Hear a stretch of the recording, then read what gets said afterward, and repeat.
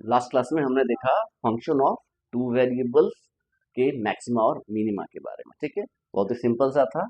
हमने कोरिलेट किया था वन वेरिएबल्स में मैक्सिमम मिनिमा को, और उसी के बेस पे हमने फंक्शन ऑफ टू वेरिएबल के मैक्सिमम मिनिमा की बात की थी, एक टेस्ट की बात की थी। आज जो है हम उससे थोड़ा सा इतर होके आगे बढ़ रहे हैं कि मैक्सिमम मिनिमा किसी फंक्शन का तो हम फाइंड आउट कर सकते हैं। कोई फंक्शन दिया हुआ है हमारे, सपोज कीजिए कि f of x y z is equal to f of x y, इसका मैक्सिमा मिनिमा हम निकाल सकते हैं। लेकिन यहीं से काम नहीं बनेगा, हमें कुछ और भी चाहिए।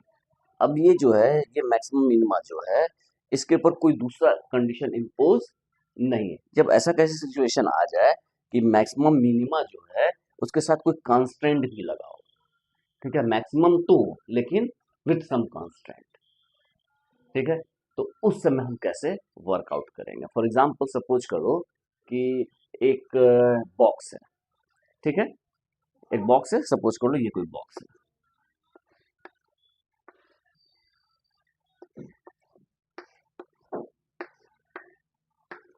ये एक बॉक्स है, इसको हम हीट कर रहे हैं, ठीक है, हीट कर रहे हैं। तो हीट कर रहे हैं तो किसी अंदर के किसी कोई पॉइंट है, बॉक्स है तो इसके अंदर का पॉइंट जो होगा एक्स वाई जेड, तो इस किसी अंदर के कोई भी पॉइंट है, उस पॉइंट पे जो टेम्परेचर है उसको t of x y z, ऐसा कोई फंक्शन है हमारे पास अवेलेबल, ठीक है।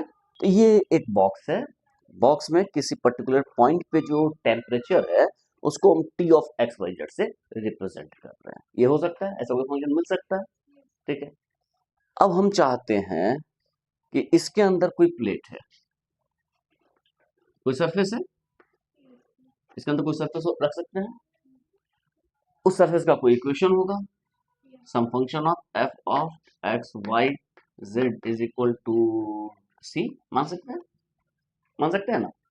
तो अब ये जो फंक्शन है x y z is equal to c, और इस प्लेट पे कोई ऐसा पॉइंट होगा जहां पर मैक्सिमम एग्जिस्ट करे,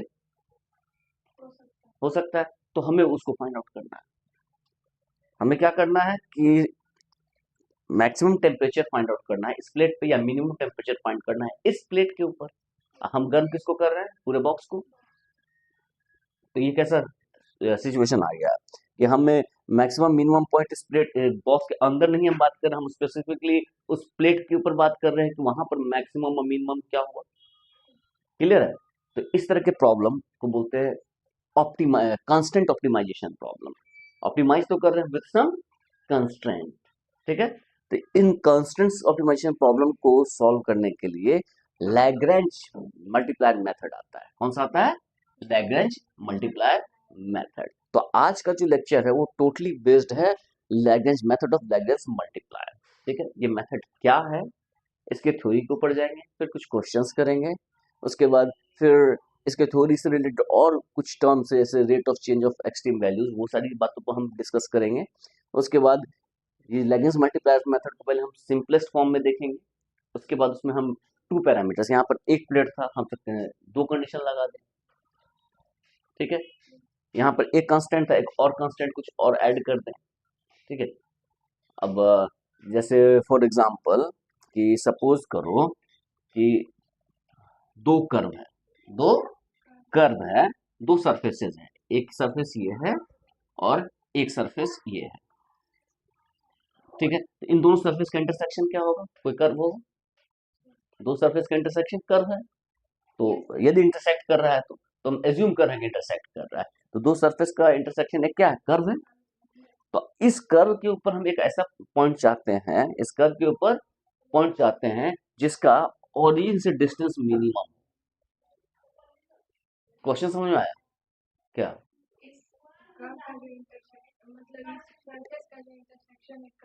हाँ, उस कर्व के ऊपर ऐसे पॉइंट्स को हम चाहते हैं, वैसा पॉइंट चाहते हैं जिसका डिस्टेंस सबसे मिनिमम हो या मैक्सिमम हो, दोनों बात हो सकता है।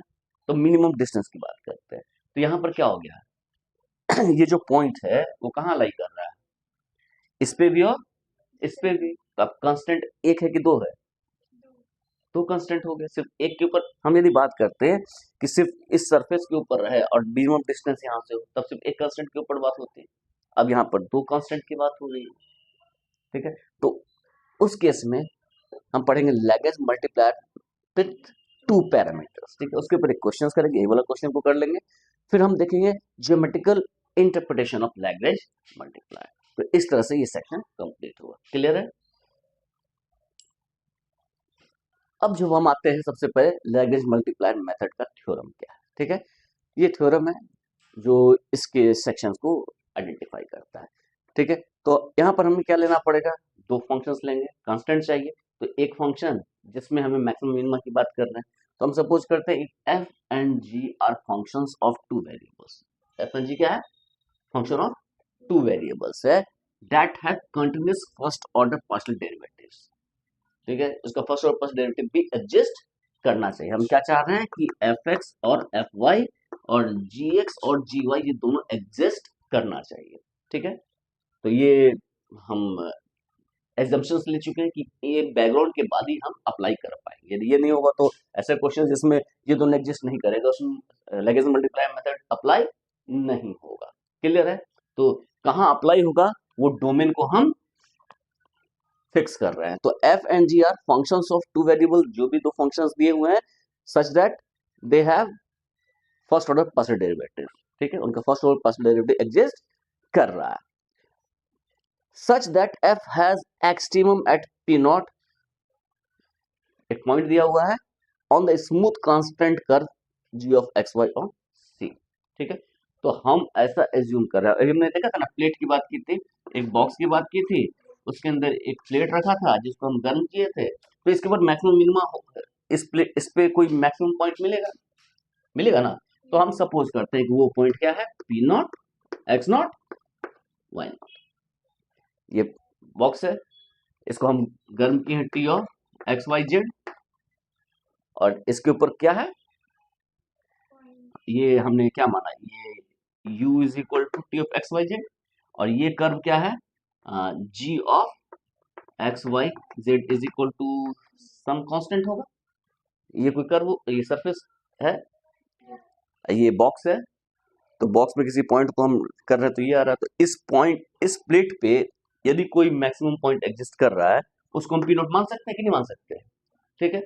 यदि ऐसा होगा, एक्सट्रीम वैल्यू यहाँ पे एग्जिस्ट कर रही है, तब क्या होगा, यदि ऐसा हो रहा है partial derivative such that f has extremum at, किसका एक्सट्रीमम, एफ का, टेम्परेचर हाईएस्ट है इस प्लेट पे, मैक्सिमम मिनिमम तो इसी का हम बात कर रहे हैं, लेकिन पूरे की जगह करेंगे हम सिर्फ इस प्लेट के ऊपर बात कर रहे हैं।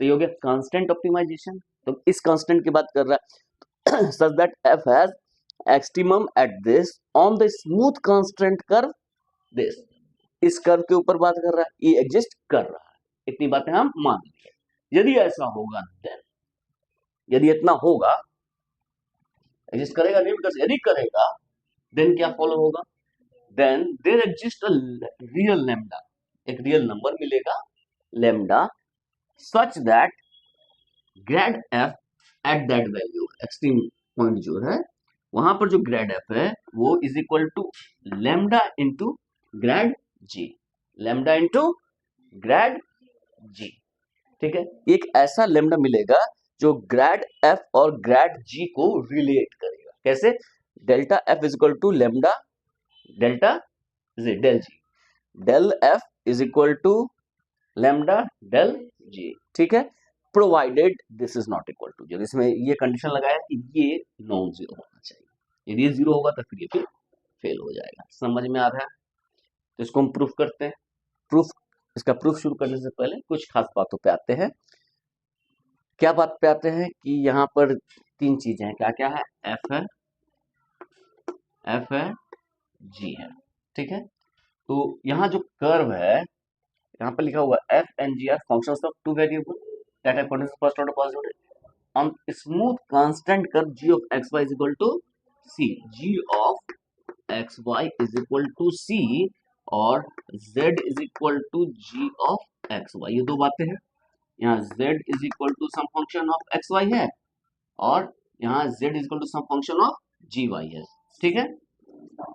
Z some function of g y, और एक कर्व दिया हुआ है जिसको हम सपोज कर लेते हैं सी या गामा मान ले, गामा मान लेते हैं। ये क्या है, g of x y is equal to सी, जहां सी कोई कांस्टेंट है।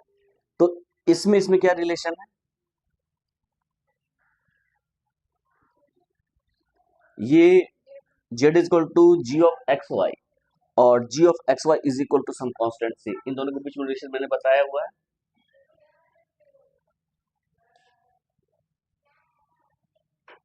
ये क्या है, एक सरफेस है, और ये क्या है, इस सरफेस का ये क्या है,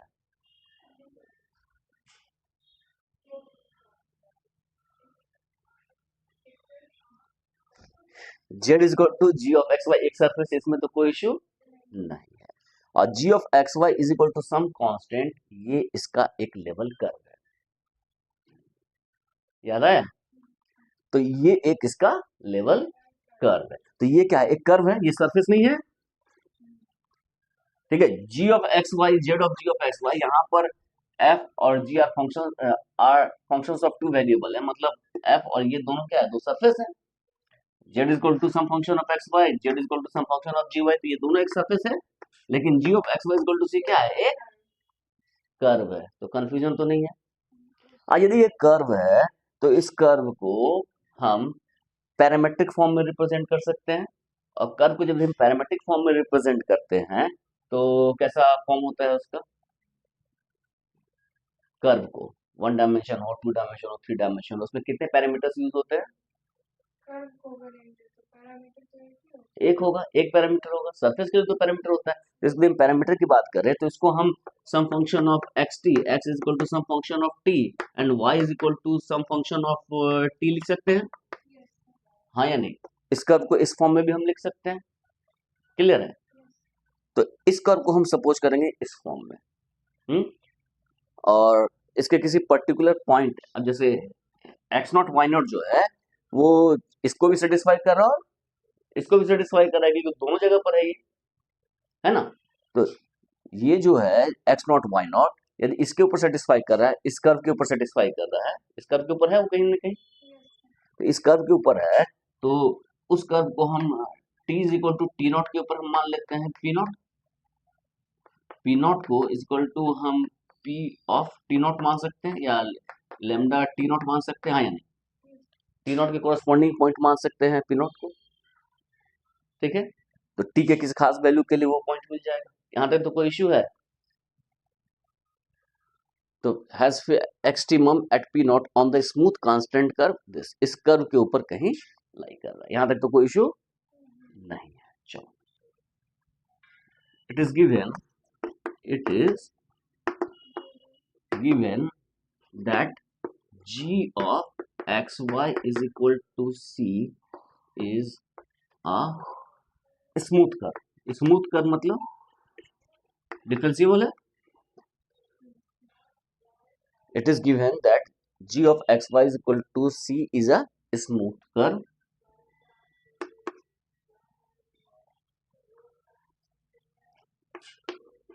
Let us denote this curve by gamma, where gamma is equal to r, t is equal to x t I plus y t j, हाँ या नहीं। इस तरह भी हम लिख सकते हैं वेक्टर फॉर्म में, ये क्लियर है, इसमें तो कोई दिक्कत नहीं ना। ये रेडियस वेक्टर मान लिए, और टी को चेंज करते जाएंगे तो कर्व के डिफरेंट पॉइंट मिलते चले जाएंगे, ठीक है ना। जैसे ये हम, ये एक्स एक्सिस है, यहाँ कोई पॉइंट है, ये हो गया एक्स टी और वाई टी, तो ये कर्व अलग मिलता चला जाएगा। और ये रेडियस वेक्टर आर टी है, आर टी को x t i plus y t j के फॉर्म में लिख सकते हैं, ये पढ़ चुके हैं, ये आर बदलता रहेगा, तो ये आर के टर्म में हम इसे लिख सकते हैं, ये कर्व का अलग अलग पॉइंट है, रेडियस वेक्टर ही होगा। तो रेडियस वेक्टर को हम रिप्रेजेंट करते हैं x t i plus y t j, जहाँ एक्स टी और वाई टी क्या है, कोऑर्डिनेट्स है, और टी क्या है, पैरामीटर है। तो वह टी क्या होगा, वह and T is a parameter, meter is a parameter that lies in an interval I, इस इंटरवल I में लाई कर रहा है। यहां तक तो कोई इशू नहीं है, हमने GC को अपने अकॉर्डिंगली लिख लिया। RT को हम यदि वेक्टर के फॉर्म लिखना है तो यहाँ पर एरो मार दो, यहाँ पर एन इंटरवल की जगह यहाँ ओपन इंटरवल कर दो, एन ओपन इंटरवल, किसी ओपन इंटरवल में। Also assuming P naught, X naught, Y naught is a point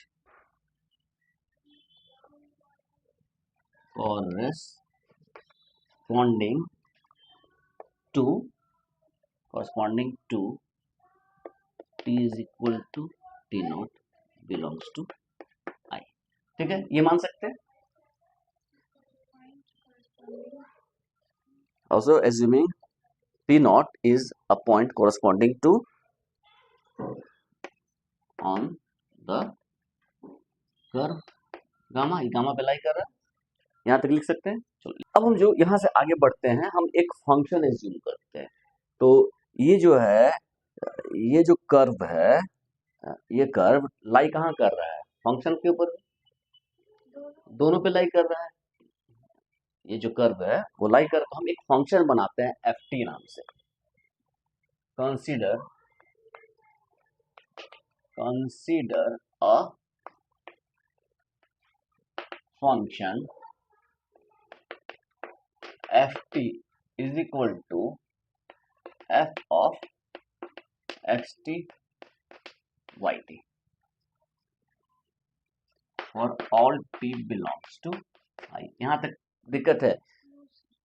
f of x y एक फंक्शन है, हमने लिखा z is equal to f of x y का function था, तो यहाँ x और y दोनों इंडिपेंडेंट था। लेकिन हम एक नया फंक्शन बनाए ft, जो x को हम रिप्लेस कर दिए इस xt से और y को रिप्लेस कर दिए इस yt से, तो ये एक फंक्शन ऑफ t होगा, सिर्फ t का फंक्शन होगा for all t belongs to I। तो हम इस फंक्शन को देखना चाहते हैं। ठीक है, since gamma is smooth, so x dash t and y dash t exists। ठीक है, इसको 1 मान लो, ये एग्जिस्ट करेगा। Differentiating 1 with respect to t, we get क्या मिलेगा बताओ? f dash t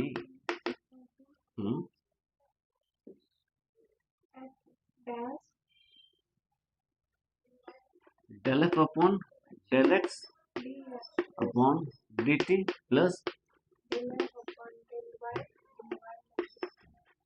होगा, हाँ या नहीं? ठीक है, इसको हम क्या लिख सकते हैं? इसको हम लिख सकते हैं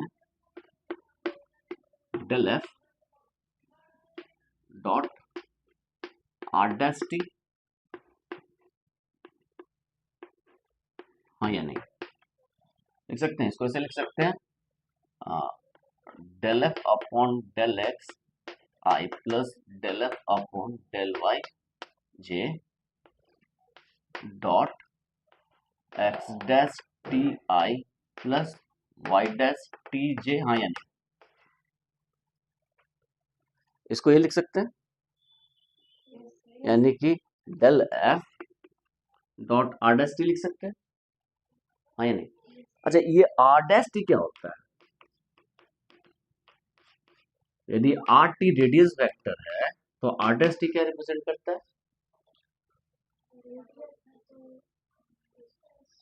ये tangent to the curve, curve के ऊपर, जैसे ये कर्व है हमारा, ये r t है, तो ये r डैश t इसके ऊपर टेंजेंट को रिप्रेजेंट करेगा। r डैश t क्या रिप्रेजेंट करेगा? टेंजेंट को। ये सारी चीजें हम पढ़ चुके हैं पहले ही।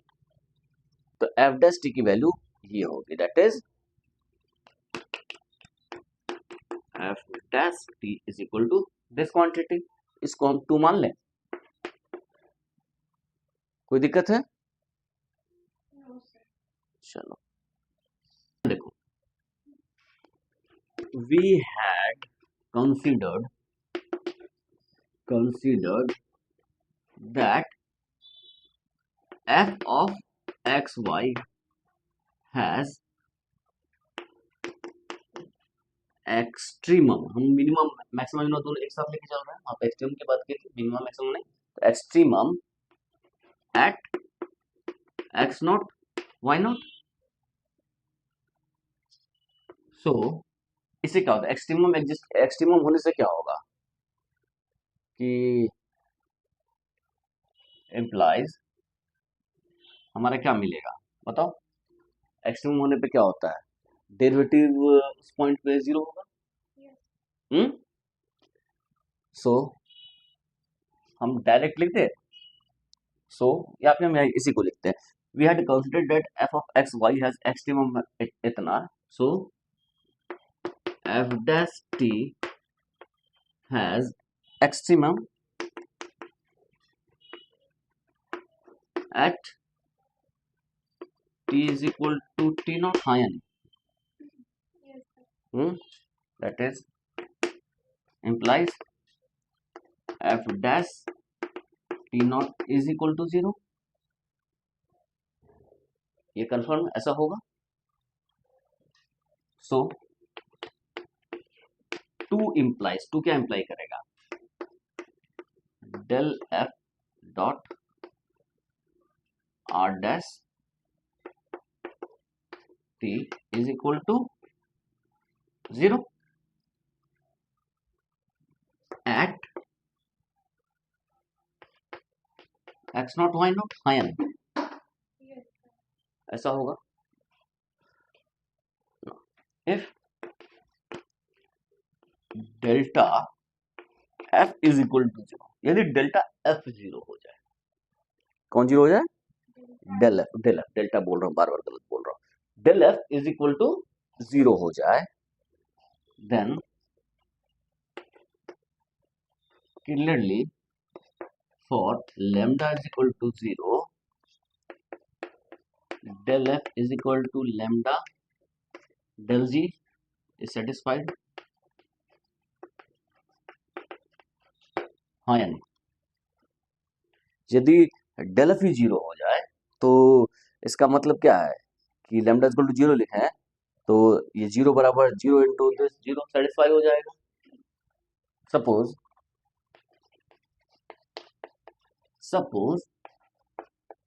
del f is not equal to 0, ऐसे हम कर लेते हैं कि ये 0 नहीं है, लिखना हमने सपोज किया del f not equal to 0। अच्छा, ये जो क्वांटिटी इसको हम 3 मान लेते हैं, इस क्वांटिटी को 3 एज्यूम कर लेते हैं, del f dot r dash t is equal to 0। अब यदि हम सपोज करते हैं del f not equal to 0 और दो क्वांटिटी का डॉट प्रोडक्ट 0 है, इसका मतलब क्या हो गया कि दोनों के बीच का एंगल 90 डिग्री है। देन 3 implies, ये del f not equal to 0 है, then 3 implies del f is normal to r dash t, r dash t, तो r dash t नॉर्मल है, that is del f is a normal to gamma as r dash t is tangent to gamma at x naught y naught, gamma यहाँ पर at लिख लो, at x naught y naught as, होगा ऐसा।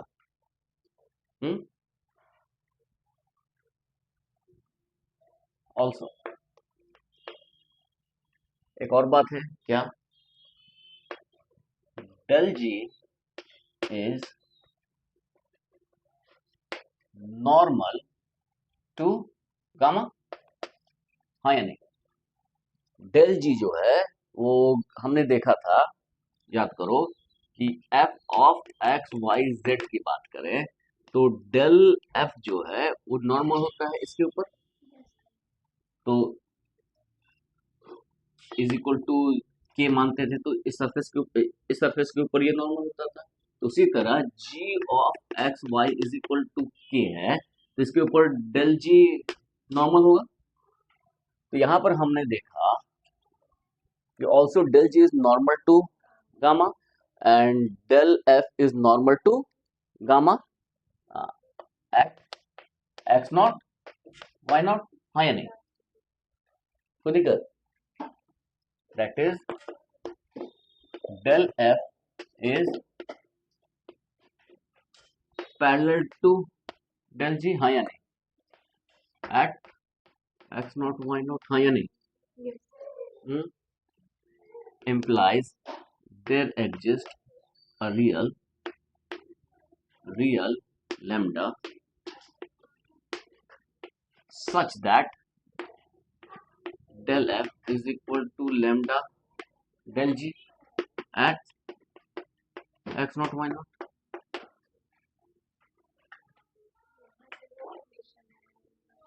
तो ये del F zero हो या ना हो, ये होगा provided del g is not equal to 0 at,